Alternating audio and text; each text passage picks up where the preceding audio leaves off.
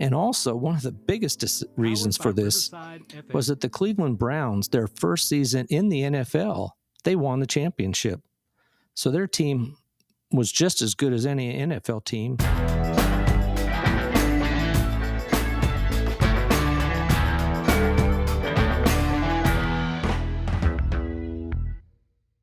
Welcome to Just the Stats NFL, the show that covers the NFL statistical leaders from the all-time greats to the current players leading the NFL.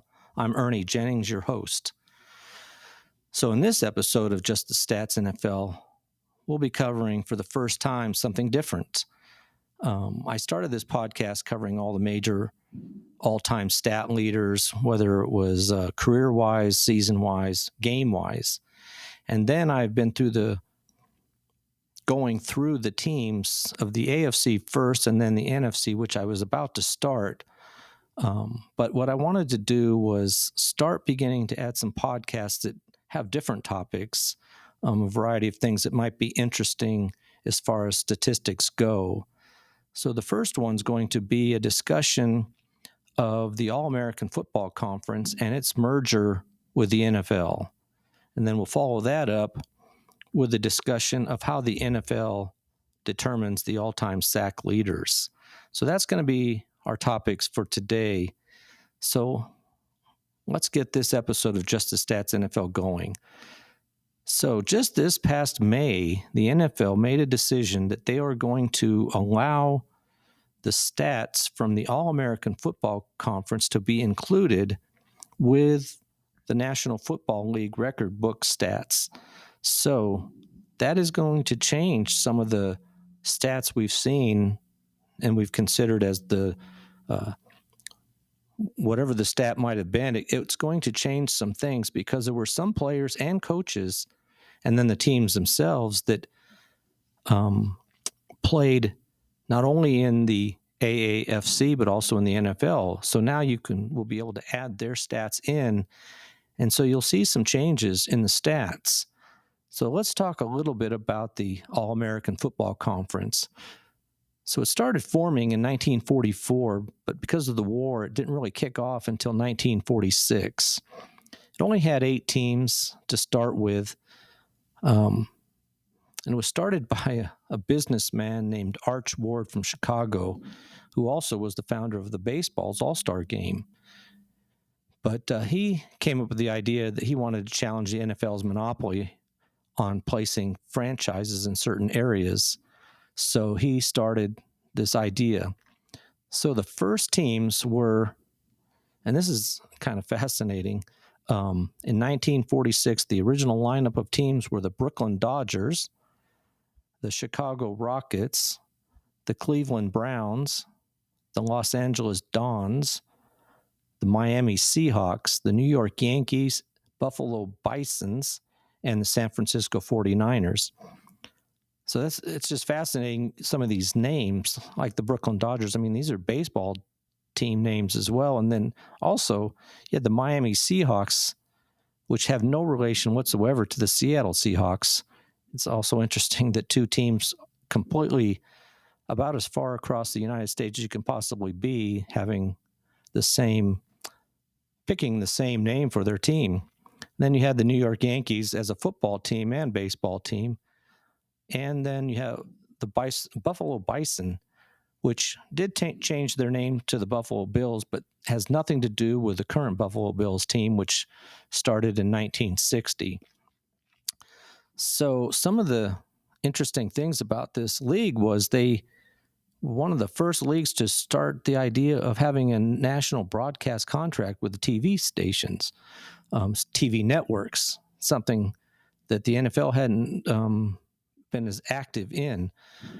They also, as all leagues try to do to sway some NFL players who want to play for the NFL, they tried to offer a very competitive pay to lure the college athletes to come over to their league rather than the NFL. And they also tried to pull some NFL players away. One of the major things they did also was racial integration. The Cleveland Browns signed Marion Motley and Bill Willis in 1946. They were two of the first black players in modern pro football. Now, one of the things, though there were 8 teams, there was only one team that was successful in any way, shape, or form, and that was the Cleveland Browns. They were coached by Paul Brown. They won every AAFC championship, which was 4 of them. And they stomped the rest of the league the entire time of its existence. They had a record of 52 wins, 4 losses, and only 3 ties.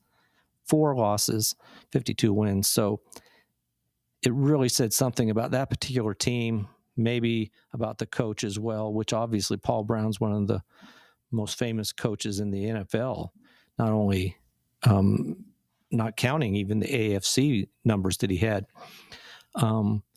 They were so successful in Cleveland that they pushed the Cleveland Rams out of Cleveland.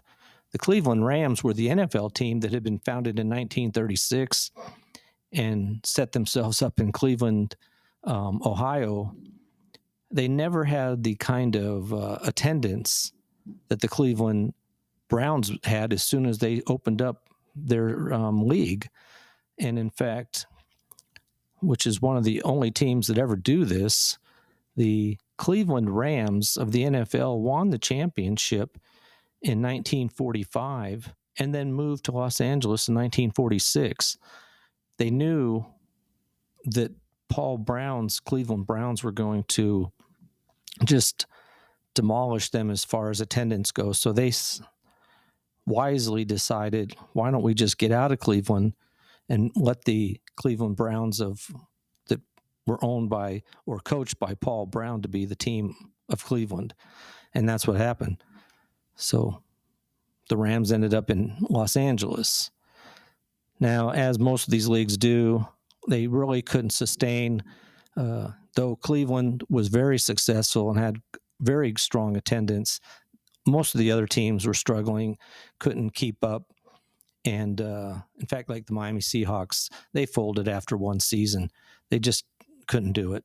But the NFL didn't like this league. And so they did talk about merger talks in 1949.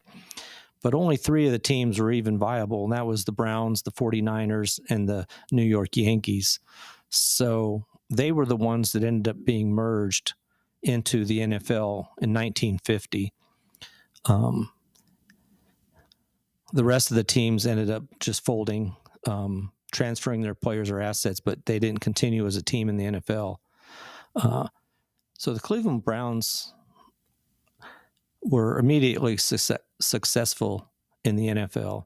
The Baltimore Colts, which were the New York Yankees when they were part of the AAFC, joined in 1950, but they only made it one season. They folded, and they have no relationship to the modern-day Baltimore Colts or Indianapolis Colts now, who started in 1953. So even though they carried the same name, they really had no connection directly to each other.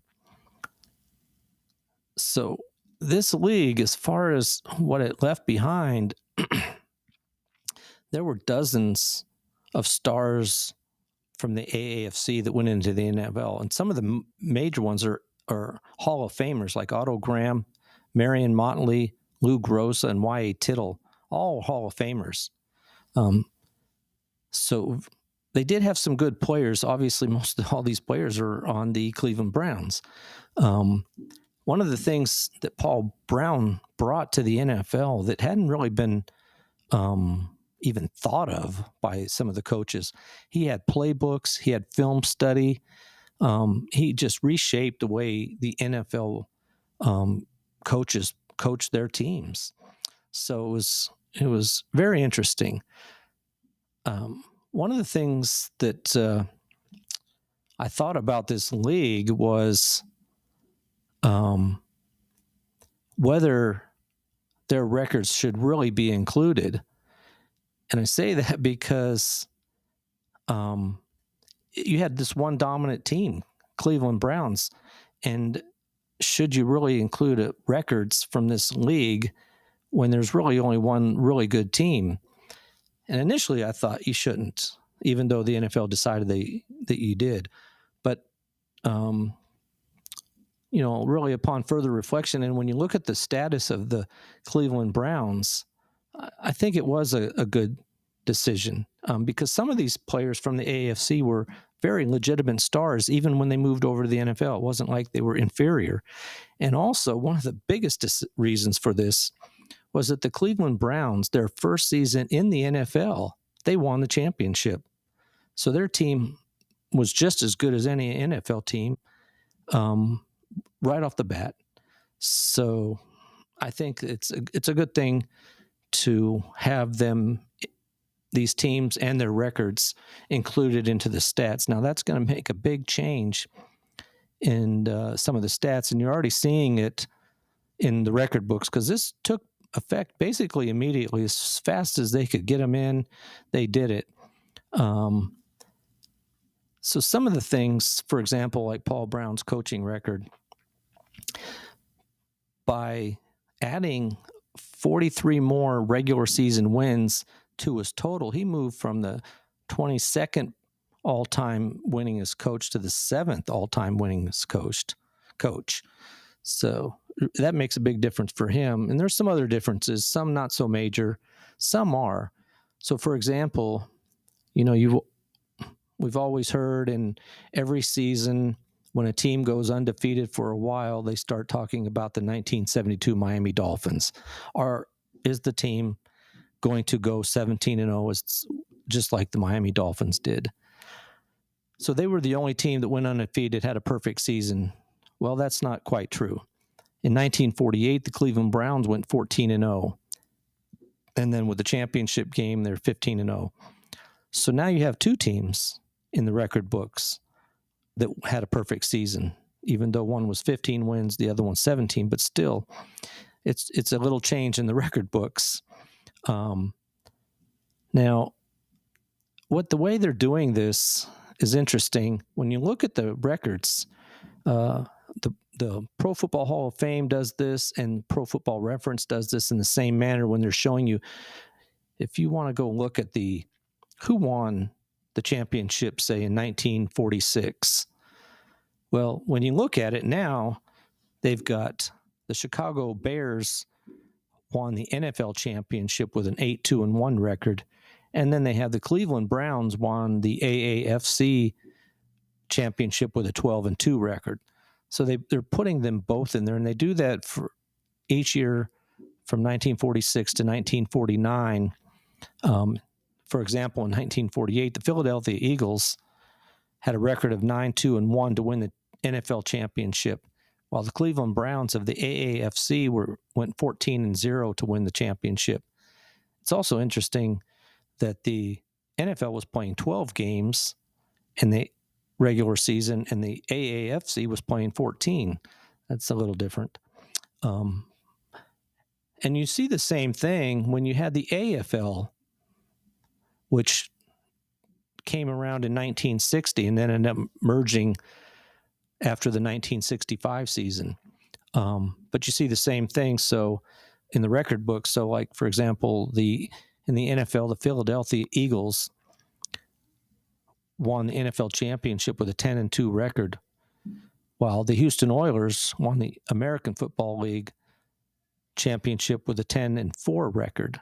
So again, the upstart league is playing 14 games and then the NFL does shift over to 14 games after 1960, maybe in recognition that the AFL had something there with 14 games instead of 12. So you see the records listed this way so you can see both of them now, which is demonstrating that they're recognizing that the AAFC is a legitimate league now. So it's a very interesting thing to see how it affects the records. A couple of the other ones that are interesting, one of the big ones that is, for example, Marion Motley, as I said, one of the first black players to play in the NFL. He had a 5.7 yards per carry average, which is now considered the best ever for a running back with at least 750 carries. So it's interesting. And then one other one that I really found the most interesting is that in 2019, the Baltimore Ravens set the record for most rushing yards as a team with 3,296. Now, this is pre Derrick Henry, by the way. So that's impressive that they set this record. The record initially had been set by the New England Patriots in 1978 with 3,165 yards. So it took quite a while for another team to come around, 22 and 41 years before Baltimore was able to break the New England Patriots record. Well, now with this merger of the AAFC, you have the San Francisco team now from 1948 holding the record by a long ways. In 14 games, they rushed for 3,663 yards, just stomping the record that Baltimore had of 3,296. So that's one of the major records, and that total, that may never be broken. That's just a huge amount. Teams just don't run that much. I mean, Baltimore has.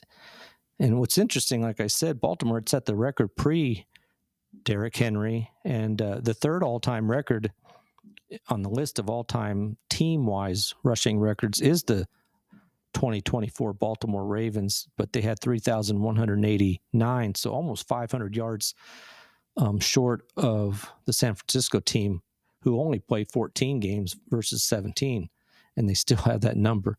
So those are just some of the interesting things about this new merger that the NFL approved this past May that I thought was interesting, and I thought I'd share it with you. One other thing I want to talk about as we get moved from that is how the NFL, and I've talked about this some if you listen to the stats and stuff that I've talked about in previous podcasts, but how the NFL tracks their sack stats. They differentiate between sacks prior to 1982 and those after 1982. And they consider one of them official. 1982 is where the official record starts, and previous to that is the unofficial record. And they do that according to the NFL because when there was the merger with the AFL and earlier, they didn't have the numbers to verify the sack stats, so they didn't include them. Well, there have been some very dedicated people who have went through all the official play-by-play records. They've watched film. They've looked at the coach's information. They've looked at everything they can possibly find, who started recording the stats from the 1960s on, from 1960 when you had the beginning of the AFL. And they've been tracking these to verify every one of these stats. So when you're looking at it, according to them, they have 99% of the sacks from 1970 to 1981 accounted for. From 1966 to 1969, they have about 95% of them. And then from 1961 to 1964, they have about 80%. So they have recovered most of these sacks. I think if you're going to count the stats from 1940s of the AAFC as official, there's no reason you shouldn't be able to count these quote-unquote unofficial sack records prior to 1982. It makes some differences. When you're looking at, for example, the official 1982 record, Bruce Smith holds the record with 200 sacks. Reggie Wayne is second with 198, and Kevin Green is third with 160. When you look at the unofficial stats, as they put them, Bruce Smith and Reggie White are still 1 and 2. But Deacon Jones From 1961 to 1974 is second with 173.5. And then you have Kevin Green. So it is a difference. And honestly, if you've ever seen Deacon Jones on any kind of tape, I think he deserves to be included. And there's some great players from that time period. I really don't see the difference if you watch in a game live or if you watched it on video and you went through every document that's possible to verify sack records from 1960 up to 1982. I don't know why you can't include them. And I think that one day they will be included. The same goes for sacks in a single season. Now, this does change. Currently, Michael Strahan and TJ Watt hold the record for officially of the most sacks in a single season with 22 and a half. Well, if you counted pre-1982, well, then Al Baker for Detroit in 1978 had 23 sacks. That would be the official record. So what makes that even more interesting, and I've talked about this when I was talking about the Jets stats and some of the all-time official records, single season-wise, and especially when I was talking about sacks. But 1984, Mark Gastineau set the official record for sacks with 22. That record stood for quite a while until, in fact, 2001, when Michael Strahan was able to get 22 and a half sacks for the New York Giants.